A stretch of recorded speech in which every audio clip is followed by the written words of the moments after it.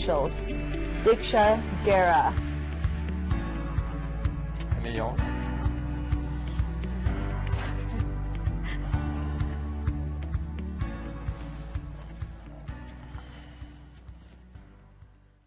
Welcome everyone.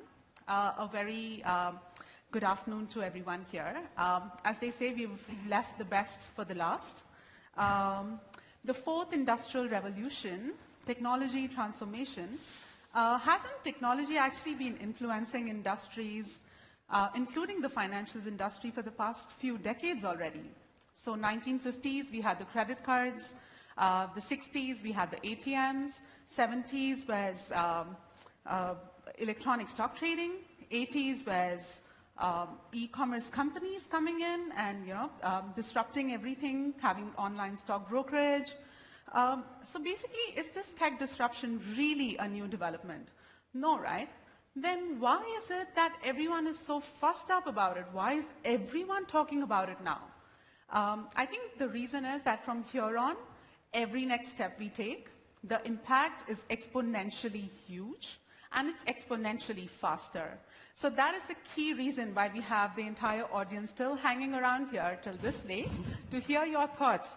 And actually, without taking more time, let's get on and hear our panelists' views on what is the next big development, what is the next technology development that you guys are most excited about, and that will change, completely revolutionize the way businesses are operating right now. Why don't we start with Dr. Sutapa? Well, thank you, Bloomberg, for inviting me to share the view with such luminaries. I think the next step would definitely, and it actually has been in the last 5 to 10 years, is AI. I think artificial intelligence will be part of everyday life. Imagine what happened about more than 100 years ago when first electricity has become available. You just plug in the common device, put it in the electricity, and voila, it has become much more efficient, much faster. Now the field of AI has been in development for the last 80 years, actually. But in the last 10 years or so, it has become commercializable. And that is the next phase of AI. When I talk about AI is like electricity. It will be part of life where today you can't imagine living without electricity. That will be part of it in the next year. But the area that I would like to emphasize is right now we see a lot of shortages in the data scientists, data engineering, depth development, and a lot of the people are trying to re-educate or retool themselves. So I would imagine that in the next decade or so, a lot of the AI program can help educating the new crops of talents. The next one would be the shared infrastructure, the shared data infrastructure that the government provide to a lot of the big corporates and small corporates, small SME in the market. I see. So AI is the new electricity, guys. Sharon, moving on to you. I mean, given the strong foothold of SWIFT and payments, I mean, what is the next development that you're most excited about? Well, I guess in the space of payments, and that's where we probably see a lot of the disruptions in this space as well. What we're seeing right now, the biggest trend is really on real time. We're seeing a lot of, in the domestic front, you see a lot of the domestic real-time payment systems. In a lot of countries, they are actually embarking in implementing real-time payment systems. So you have Thailand, you have PromptPay here. Singapore, we have Fast or Pay Now. Hong Kong, you have the Hong Kong FPS. And Malaysia is also embarking on their real-time payment systems. But actually, let me put you on the spot there. Like, among these 4 markets, which one do you think is the most developed in terms of the infrastructure for real-time payments? Well, they are all there right now. So Malaysia Malaysia and Hong Kong is in a process of setting up their real-time payment systems, right? So we're supporting them in some way or another. But real-time is definitely one area that we see that is really going to make payments faster, obviously in the domestic front, but also the countries are also looking at how we can make cross-border real-time as well. How can we speed up real-time retail payments cross-border in a real-time basis? So one of the this is more, I guess, on the cross-border side, this is really close to our heart from a SWIFT perspective, right? Because we do a lot of cross-border payments, and that's why in January 2017 we came out with a new initiative called GPI, which is the SWIFT Global Payment Innovation. This really helps to, there's really three key things in SWIFT GPI is to make payment faster, providing transparency, and also importantly to provide traceability. So allowing the banks, their customers to be able to track where the payment is. So this is really exciting and all using new technology like cloud and APIs as well. It's pretty much like a DHL for your payments, essentially. Okay, Klaus, so you have actually been helping a lot of industries disrupt themselves. So what are you most excited about? A lot of things, but amongst others, augmented humanity is a big thing for us right now. So what we try to work at SAP is basically take all the great technologies we have available and bring it together. So basically the convergence, the integration of technology that we have, or for that matter, some of the many great partners we have, and bring that into one intelligent enterprise platform.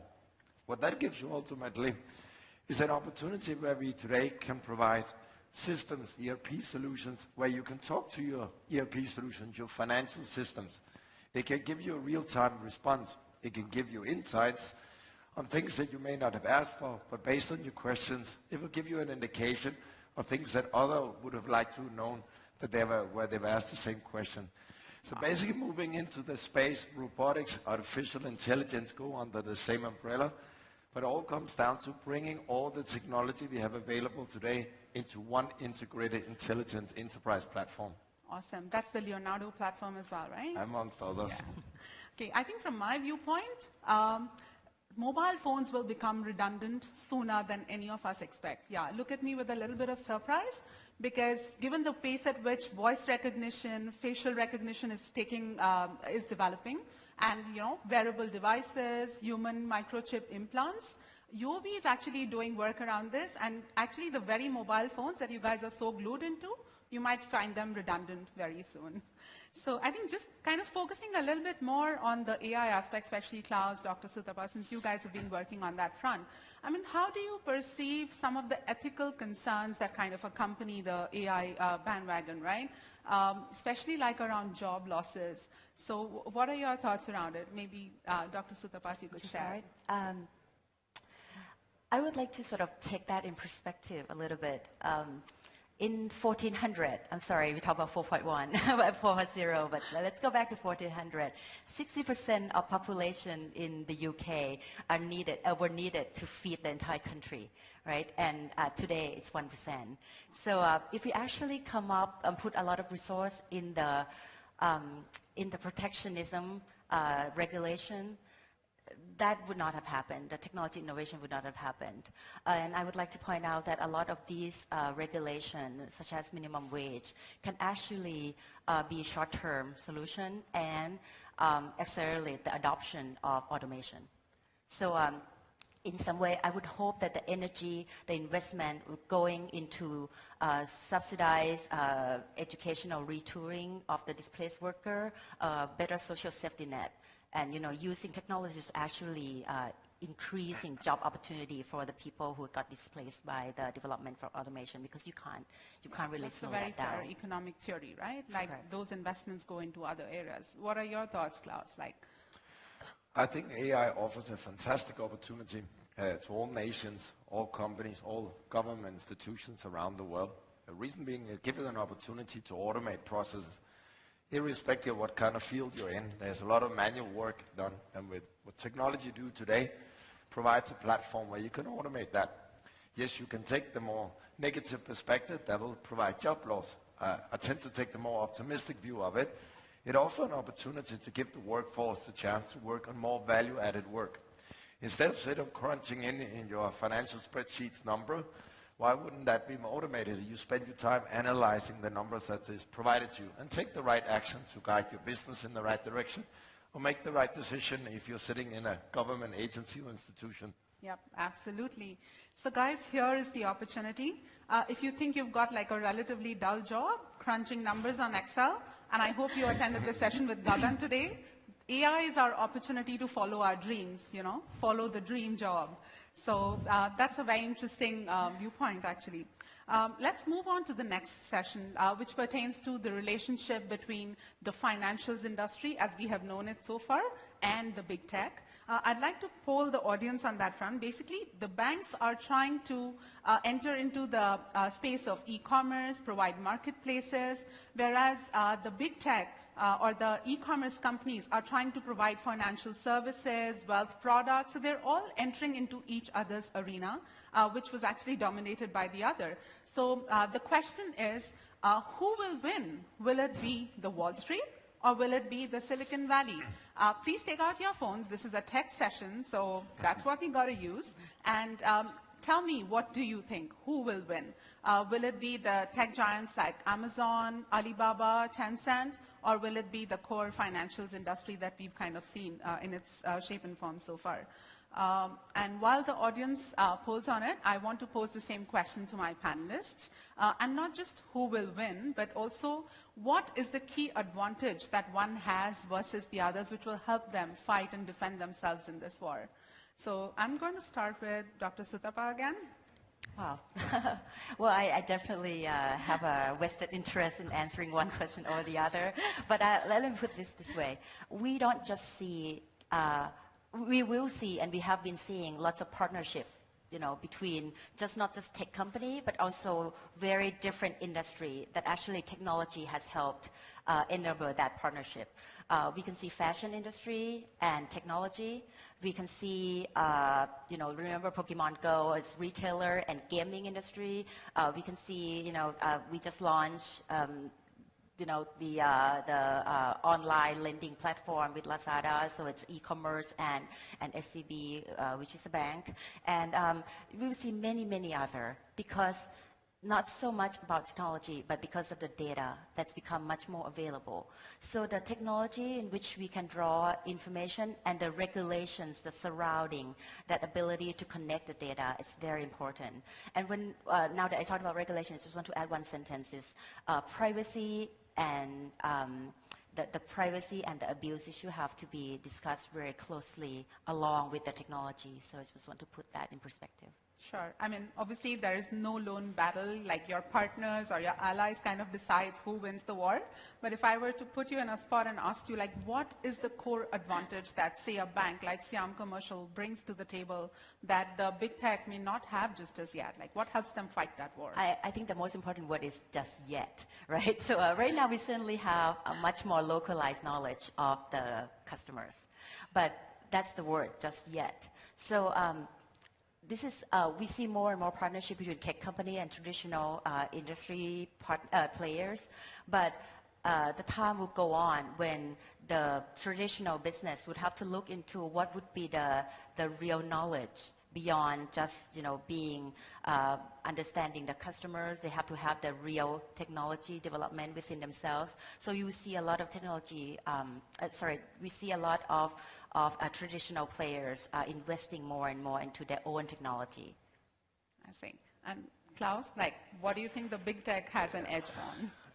I'm a little bit torn here. I actually started my career in the financial sector in the Copenhagen Stock Exchange. I turned to the tech sector, so I guess I have to vote for the tech sector to win this battle. I guess the more important part of your question is obviously who has an advantage.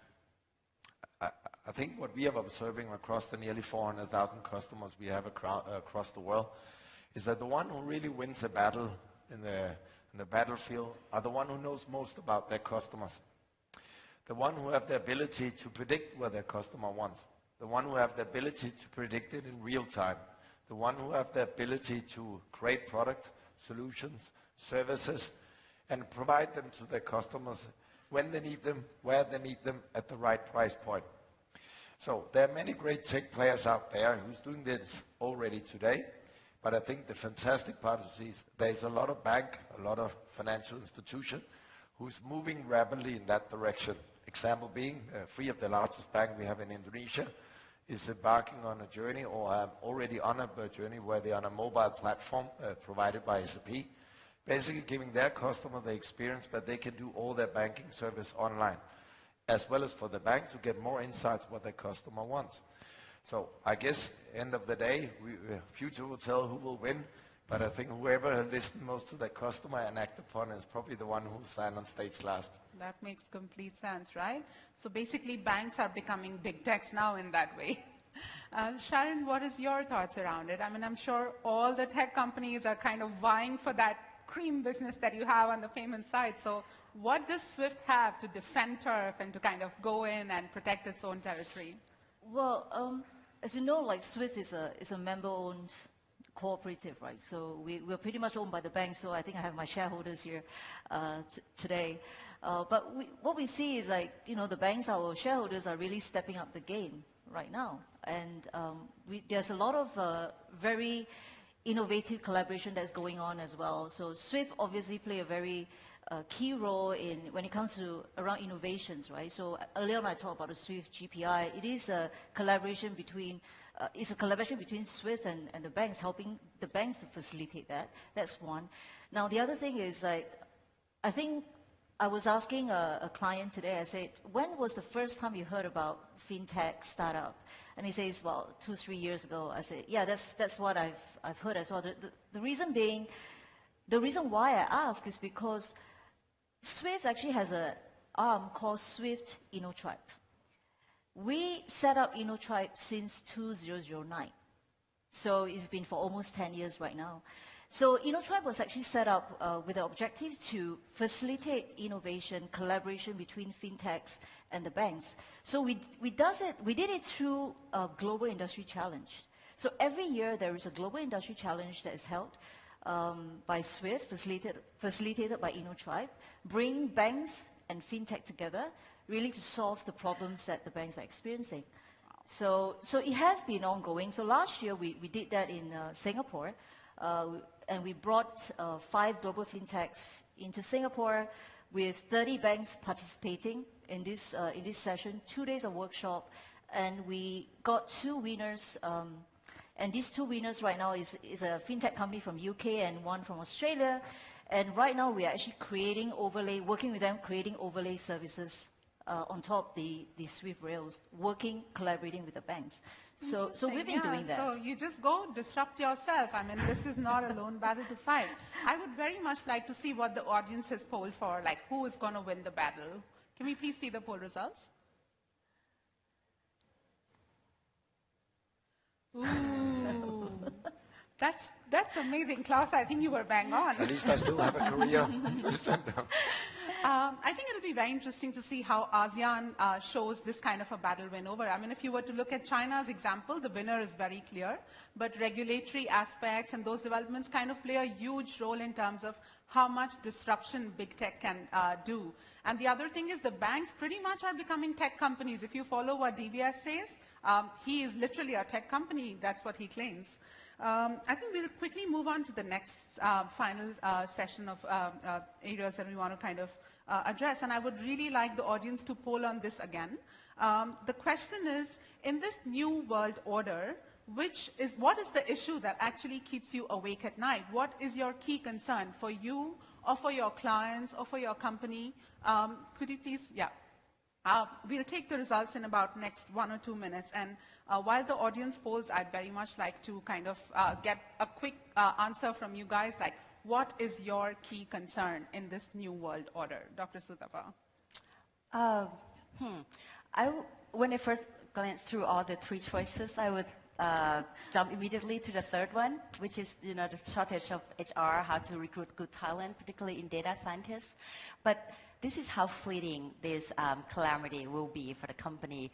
At the end of last year, I read an article on LinkedIn that says data scientist is the sexiest job in the world right now. And then just last week, I read an article also from LinkedIn saying that data science dead in 5 years or less. So for that is, this is very short-lived problem. And for me, the reason for that is right now, people are really have a high hope, what's the real challenge for me is managing the hypes and the hopes and the myth of artificial intelligence and data scientists itself. And therefore, managing that to the partners, managing that to the board holder, managing that to the shareholders. So all of these are extremely crucial, and HR is important, but understanding the practical, what they can deliver, what it is for, is much more important. That's a very fair point, right? Data science is actually a science, it's not God. So, I mean, keep your expectations accordingly, right? Sharon, what is your key, what is the key challenge, or what's the key issue that you think? Yeah, well, I think, I guess the reason why I picked cybersecurity will be because it is actually one of the areas that we focus a lot in SWIFT and with our industry. So as the industry innovates, digitize, that is an area, cybersecurity has to be embedded in everything that you do, right? The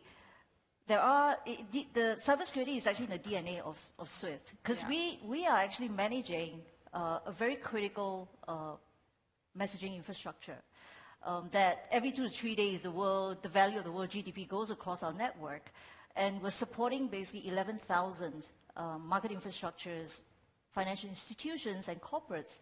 So it is very key to us, and now it makes sense for us to have a natural extension and providing that support to our industry as well. I mean, the $6 million hack that happened by one of the Russian lenders, I'm sure, I mean, the network by itself was secure, but how do you deal with the endpoints and the vulnerabilities for your clients? So yeah, I mean, as I mentioned earlier, we've been operating this for over 40 years, and there's definitely no breach or no compromise on our network. The incidents that we've seen so far is really at the endpoints itself, and that's why we came up with the customer security program, really looking at three areas. Is about you, the bank, how do you protect and secure your local environment? Your counterparts, how do you prevent and detect any fraud? And lastly is really about the community, right? So how do you prevent future attacks through sharing of information? Absolutely. I think I'll have to agree with that as well. I mean, Cisco shared the number of attacks that they prevent every day is higher than the number of Google searches that happen in a day. I mean, you can well imagine how vulnerable we are to a cybersecurity, to a cyber attack, right? Klaus, what would you pick? So 77% of the world's transactions run on SAP platform. So my biggest worry is that SAP systems cannot go down, because otherwise the world will go down. I think combined with the fact that we obviously want to service our customers in a way that they can continue to disrupt their business model using technologies. So out of the options you provided, disruption with technology is one of the areas that stay very much in our focus, and manage it in such a way that it becomes an opportunity and not a threat. I guess you had another one that was on the list regarding talent capability, and just to add to it, the technology is there today. It's not a lack of technology. There's plenty of great technologies out there that you can buy in an affordable manner. May that be SAP or some of the great solutions we are working with. I think the part that is obviously creating the magic is if you have the technology and you add the right skill set. And in the region we're in right now, we obviously need to continue to foster the right IT skills capabilities. There's some great initiative that SAP has done in Africa, where we actually have trained 500,000 young students on coding, a simple skill, but a very useful skill as you emerge yourself into your future career. Similar thing we have done here in ASEAN with the ASEAN Data Science Explorer competition. 5,000 students just equipped with some basic data analytics skills. Data science maybe not be that hot, but still there's a lot of students who would like to get into the competition. Actually, so I think the Singapore companies that were polled during the expo last year, this came up as one of the key issues that they have been facing. Not just data scientists and data engineers, but even management within technology has been one of the key areas that companies are kind of challenged with. And they're trying to, I think immigration laws play a huge role in that. And I mean, we're kind of hearing some new immigration rules that might come up in Thailand. So that's another area to watch out for. I'd very much like to see what the audience thinks is the main challenge and what is keeping them awake at night. Could we please see the results on that? Here you go, Klaus, again. I think he has the best feel for like what the real businesses are kind of struggling with. So to that point, I think in terms of business disruption, it will be very interesting to kind of look at how Charles Schwab took this as an opportunity, you know, like the key idea is to disrupt yourself before your competition comes and disrupts you, right? What are your thoughts around that? Like, how are you helping the companies to disrupt themselves? So what we do with most of our companies around the world, and that's approaching more or less 400,000 right now, is helping to imagine how the future would look like for them. Try to get them out of their comfort zone and give them the art of the possible. What we try to work with now, not only define best practices. We have been here for 4 decades plus. We operate across 25 industries. We know very well what are the best practices. But our obligation as SAP, given who we are and our history, is actually to define the next practices. So that's what we spend most of our time with our customer around. Try to give them a perspective of what could the next practice looking around enable with this intelligent enterprise that we can offer to our customers now. Awesome. I think we're almost out of time. So I just want to leave the audience with one key thought. The reason why human beings went up the food chain was not because we had the strongest teeth or because we had the strongest bones or because we were bigger, but we were able to tame wildlife, which was much bigger, stronger than us, because of our intelligence and barely on our ingenuity. Would the machines that we have made and we have created, do you think at some point in time they could have the same edge over us? Just something to think about. Thank you so much, guys. It was really, really interesting talking to you, and I'm sure the audience had a good time kind of getting your insights on some of these key challenges and key issues that they're facing as well. Thank you, guys. Thanks a lot.